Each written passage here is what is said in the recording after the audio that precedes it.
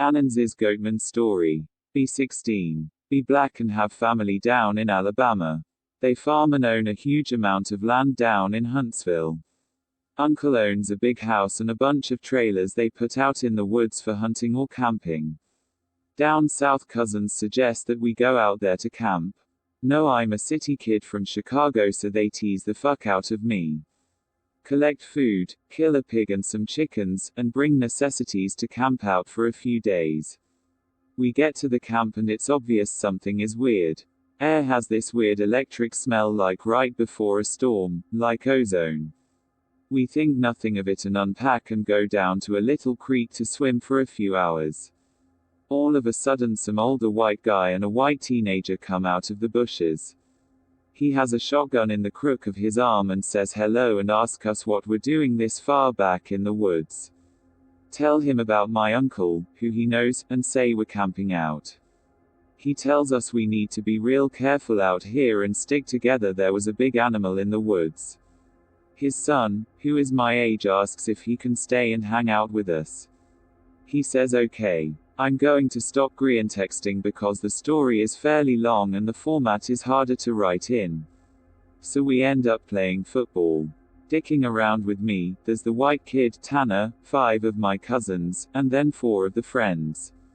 In total, there were 5 girls and 6 boys. We all were around 15 to 17. We ended up just dicking the day away. So, we head back to the camp and pulling out some stuff for a campfire, even though the trailers both had kitchenettes. Tanner says that his family's property sits up against my uncle's. He wants to run home and ask his dad if he can come out camping with us. My cousin Rooster says he's going to go with him since it's going to get dark soon. One of the girls also wants to tag along. It's about 7 o'clock, and it's starting to get pretty dark. They take flashlights and take the trail toward Tan's property. The rest of us chill. We make s'mores, drink and kiss on the girls.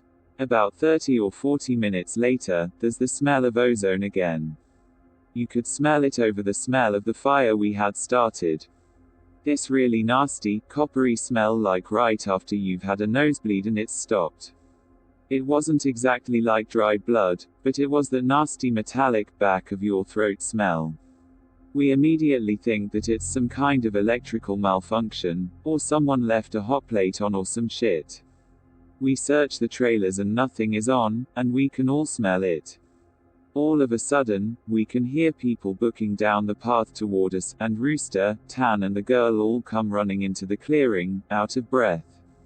And they don't even break stride, they all run into the trailer, right by where the fire is. We all get the fuck out of there and into the trailers. They end up calming down, even Rooster is crying his fucking eyes out at this point. All the while, the fire is guttering lower and lower, so my other cousins say fuck it and are about to go outside to get the generator out of a shed between the trailers. Tanner goes, fuck no. Lock the front door, ain't nobody else going outside. He's been crying too, and his eyes are bloodshot and puffy and his pants are dirty as shit. He goes on to tell us that they went up to his house. His father said sure, he could go out camping, but to make sure they were careful on the way back, and that maybe they should take one of the hunting rifles just in case. Evidently, Tanner had seen something in their yard a few days before. One of the pigs had come up, ripped up and half eaten. They assumed it was just some big cats or coyotes, even though they don't usually fuck with live animals. He had gone upstairs and packed his stuff, and told his dad they would be okay without the rifle because coyotes avoid people. So they started walking back toward where we were camping. So, Rooster finally stops crying and shaking. The girl already had, but she was just staring out the window with a dumb look on her face. He says they had gotten halfway into the woods toward the camp when they started to hear shit in the forest. It was almost pitch black by this time, so they weren't sure at first what the fuck it was. The girl says that she heard something in the bushes right off the trail and they all beamed the flashlights over there and there was someone standing back in the woods in a little hollow. Rooster said they shouted at him and told him that he was scaring the fuck out of them and what a dick he was. He says that's when he realized that the guy was facing away from him. So they keep walking, and they start smelling the nasty coppery ozone smell. They say that they look off into the forest on the opposite side, and it's a dude standing in the forest backward slightly closer to the path. So now they start power walking and Tan keeps going. I should have taken the fucking rifle. As they're telling the story, the smell is still super strong even inside the cabin. They say that after they started walking faster, a kind of low gibbering had started coming from both sides of the wood. And as they started booking it back to the trailer, the girl said she had flashed her flashlight out into the woods to the side of them and had seen something jerking itself through the woods. The gibbering just got louder and louder, and when they could see the light from our campfire, something had come out of the woods about 40 yards behind them onto the track, and they had just flat out ran as hard as they could to the trailer. So we're out in the fucking woods, and we're assuming at this point it's some rednecks or some shit trying to fuck with us. All of a sudden, my other cousin, Junior, starts going on about how he went to school with a native kid that was telling him about the Goatman, or some shit. We promptly tell him to shut the fuck up because we don't need any spooky talk right now. But he just keeps going on and on about how it's the fucking Goatman, and how we're in his woods and blah, blah, blah. Now at the time, I had never heard of this Goatman or any of that. But then a couple years ago, the year before I graduated from college, I had a Menem for a roommate and I ended up asking him about it. And to sum it up, it's basically a fucking man with the head of a goat and he can shapeshift and he gets among groups of people to terrorize them. It's also supposed to be kind of like the Wendigo, and it's bad mojo to even talk about it and even worse if you see it. Keep in mind, I didn't know this back when I was 16. So my cousin is going, the Goatman's going to get in and fucking get us. The girls are all terrified and my cousins and I are all fucking trying to figure out if it's just some hillbillies or if it's some animal. So all of a sudden the smell just goes away. Like to this day, I haven't even experienced anything like it. Like, usually smells fade away or lessen. It just literally was there 1 second and then not the second. So it's after an hour, making it around 9 or 10. We've stopped shitting bricks enough to go back outside and stoke the fire again. We figure it was just some assholes trying to fuck with us, so we don't go back home, because we think if we do, they'll chase us through the woods or some crazy shit. Nothing else weird happens that night. And we stay another night, and for the main part of the night nothing happens. At about 1 in the morning, we're outside getting drunk and telling ghost stories. As someone is finishing some too spooky story, I don't remember what about, the smell comes back. It's so fucking strong, that one of the girls literally starts vomiting.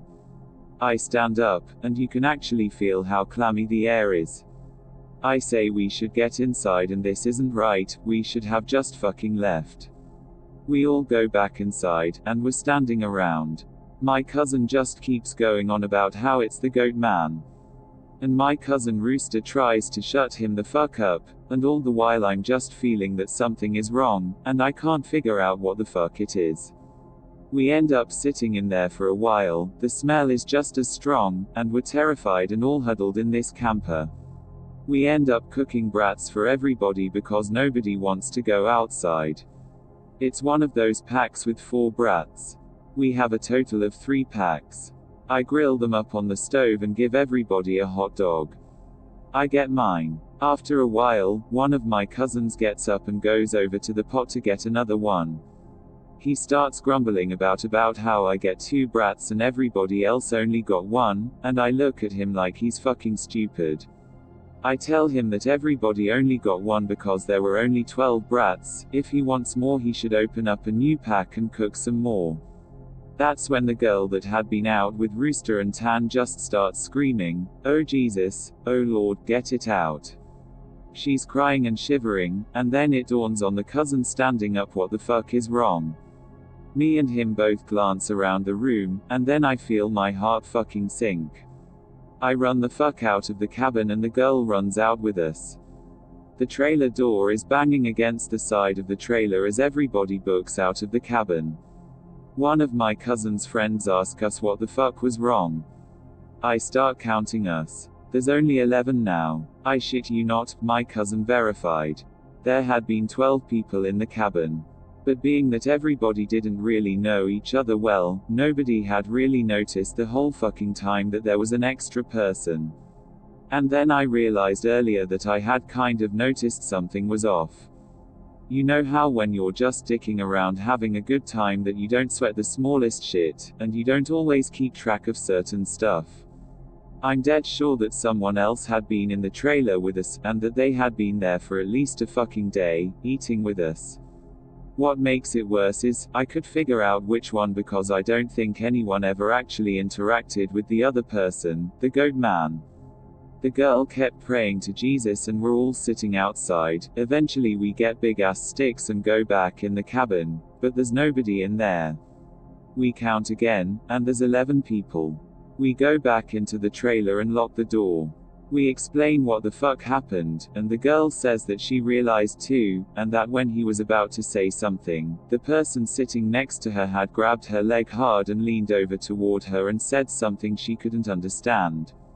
So we are pretty much scared as fuck as we huddle together, and I fall asleep. When I wake up, the sun is just coming up, and half the people are asleep and the other half are packing our shit up.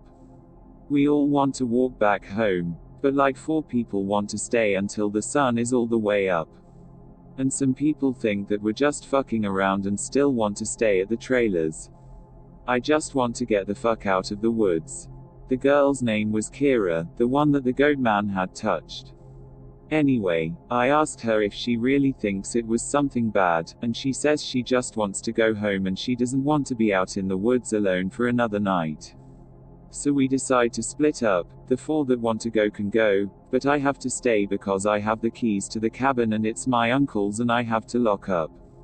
I'm super pissed at this point, because I feel like people aren't taking this shit seriously, and I definitely didn't want to be out in the woods for another night.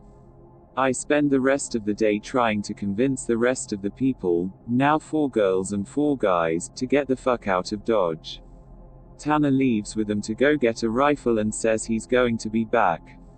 So there are just 7 of us left by 4 p.m. At around 5 p.m. he hasn't made it back yet, and we're getting extremely fucking antsy, and the only reason I stopped begging them to go back was because he went to get a gun. It's about 5:30 p.m. or so, when the one cousin that did stay says that the girl Kira is outside. We all look outside, and sure enough, she's standing by the fire pit with her back to the cabin. I'm thinking to myself, if she was so fucking scared, why the hell would she come back?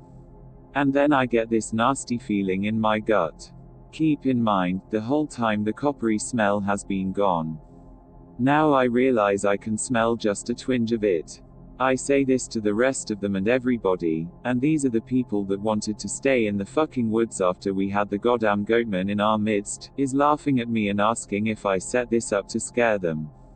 I'm looking at him like, I'm not fucking bullshitting you at all right now. I ask them why the fuck would I play like that. So one of the girls goes outside to get Kira.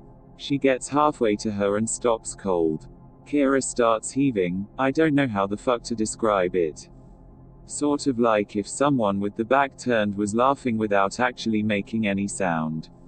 It was this fact that made me realize there was not a fucking sound in the whole woods, it was dead silent. This was like later in September, so it was still fairly hot at the time, but it was super chilly some days too. And you could usually hear big ass geese honking or some kind of birds or squirrels chit-chatting. So I step out the door and tell her to come back in the fucking trailer right goddamn now. She backs up into the trailer and we lock the fucking door. We pull down all the shades except one, and put a guy there in a chair to watch her. She stands there for another 20 minutes or so. The guy turns to say that she's still there. And there's a huge fucking bang on the door. We all jump the fuck up and scramble around the living room of the trailer. The banging is super fucking loud. So now my cousin is holding one of the girls and the other two are kinda giggling with nervous laughter and me and the other two guys are shitting bricks. Then we hear Tan. He's screaming, "Let me the fuck in, stop fucking playing."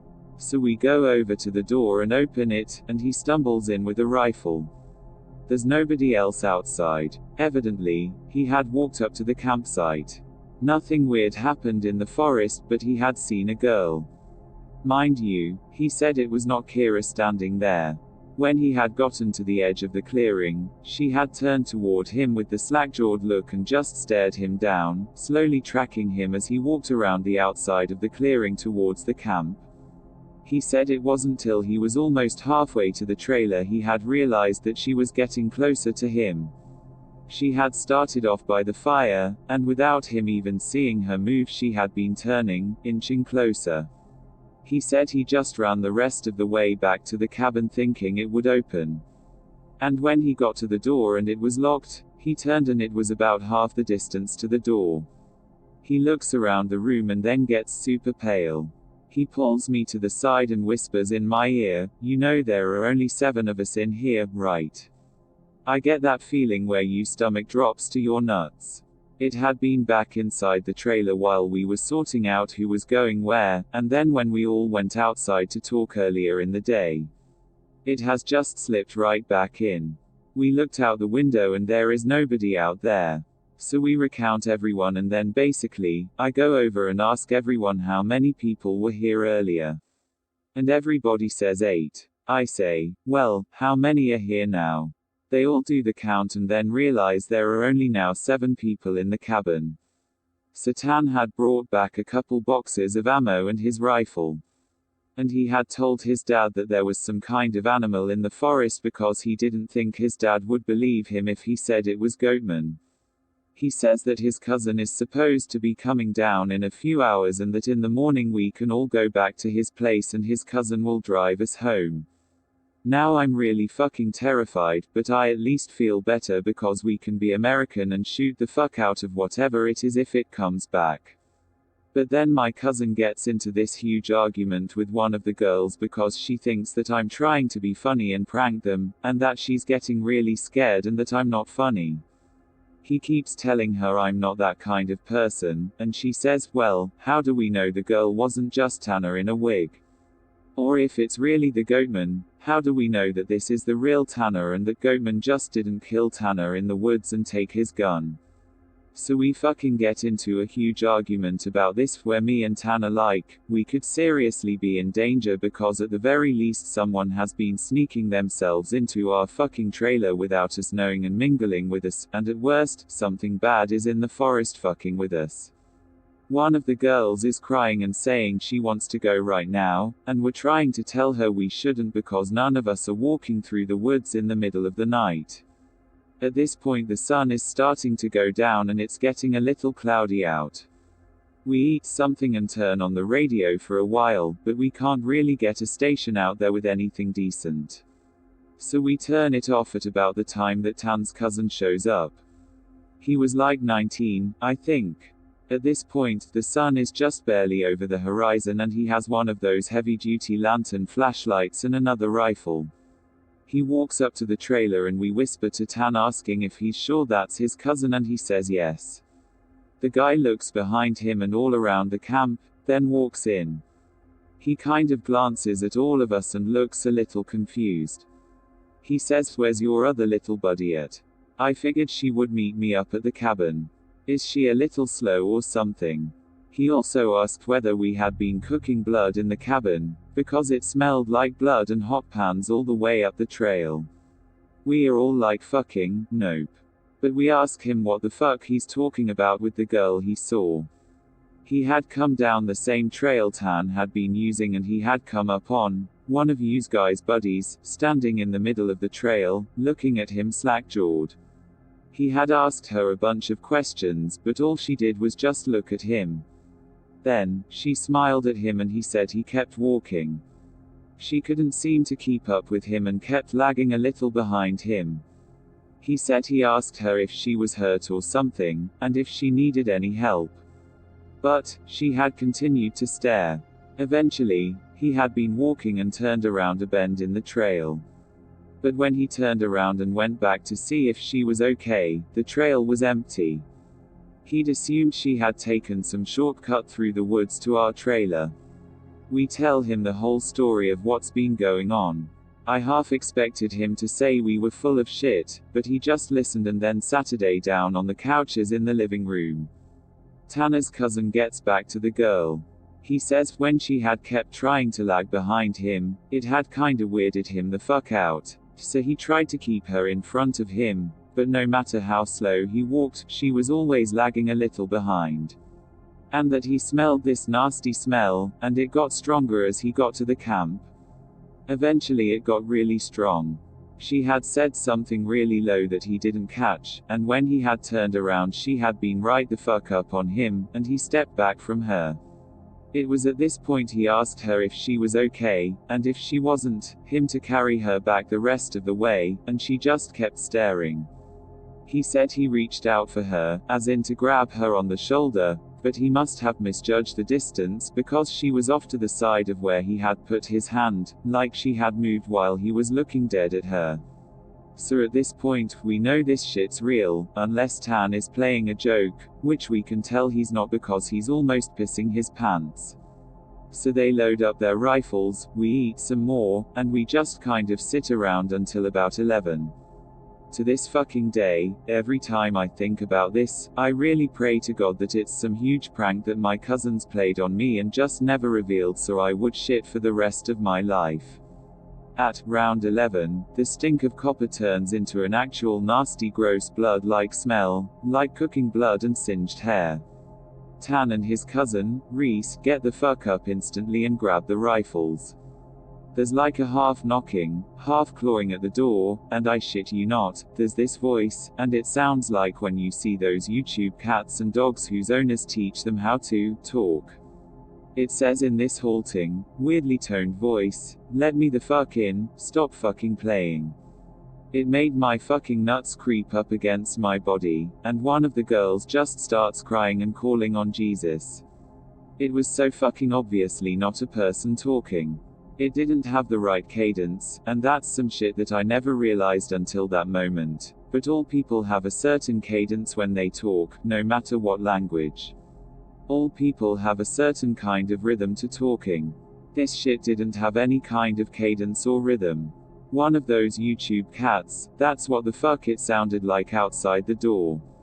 So now I'm in full-on terror mode. We keep yelling outside, "Who is it? Stop fucking around, man." And it just keeps saying, "In," or, "Let me the fuck in," for almost 15 minutes. Web links. It sounded like this almost, just not funny. Sorry for being on a tangent, but if you can't imagine how this shit sounded, then you can't imagine how fucked up the whole situation was. So then the smell goes away for a while. And for the next hour or so, you can hear someone basically creeping around in the woods and shit. Every couple minutes it'll come back into the door, and say something. Finally when the smell fades away, it's around 2 in the morning right now. Reese says, "Man, fuck this," and opens the door and walks outside with his rifle. He fires a shot into the air, and says something to the effect of, "In the name of Jesus Christ, go away." He fires 2 more times, and then from the woods right up against the river across from the trailer, it sounds like something is slowly gibbering and hooting. Then it starts screaming and it sounds almost like a woman and a cat in a bag screaming together. Like I seriously have never heard any shit like that, and you can hear the brush over that way start to shake. Reese fires over into the tree line and then starts backing into the house. We lock the door, and we can hear this shit keening and screaming. Reese says something had come out of the bushes, super low to the ground and crawling toward the cabin. He had shot at it. Pretty much that was how the rest of the night went. It was literally screaming constantly for the next 2 hours, and we could hear shit moving out into the tree line. But it never came back up to the cabin until everyone had finally fallen asleep. Tan had been sitting in the chair watching the door with his rifle. Nobody else heard or saw this, and he told me 2 days later, after the whole thing was over.